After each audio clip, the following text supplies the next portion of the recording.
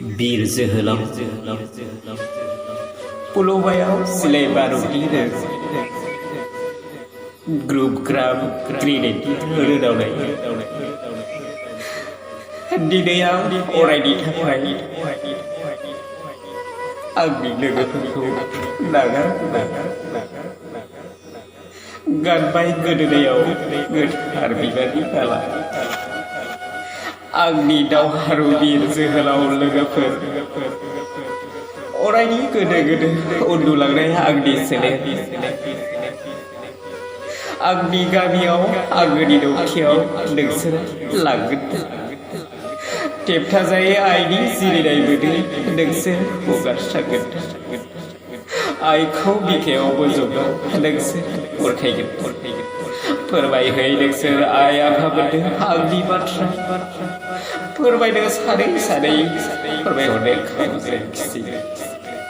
गोसोखौ बायग्लिनो दाहो थुख्रा थुख्रि सिसाफोर बायदि दिनै आं थानो गोथार बारसे बिबार महरै फालर बिबारनि बिखायाव खेंफोरनाखौ आंनि खोथाफोर आदा फंबाय मोनदों जोनोम हादोरनि थाखायनो गोथार जिउखौ बावसोमलांगोन जोथोनै अनसायथोंसै बिसोर जोनोमगिरि बिमा बिफाखौ फिसानि दाहायाव सासे बिमाया हाजासे मोदै हुगारो गुबुन सासे बिमाया सोरगोआव अराय बरायहर नसुंसेयारि गामियारि बाय बाहागि खुरमा गुस्थि आंनि गोथैसिमावनो बिसोरखौ लेंहरनो दिथोन आंखौ नायफैथों गरदसे दै खबरसे दौहरथों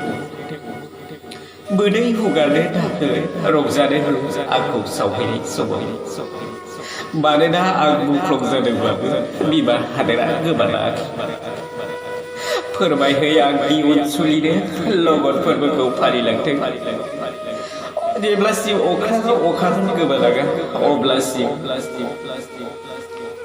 फोरोंलांथोंसै बिनो फिसाज्लाखौ गंसे गोबौ थुग्रिबाय जाथों बिफा बादिनो सासे हादर अनफावरि बीर जोहोलाव अब्लानो आंनि हादोरा थाबाय सिमाङा आबुं जाफुंसारगोन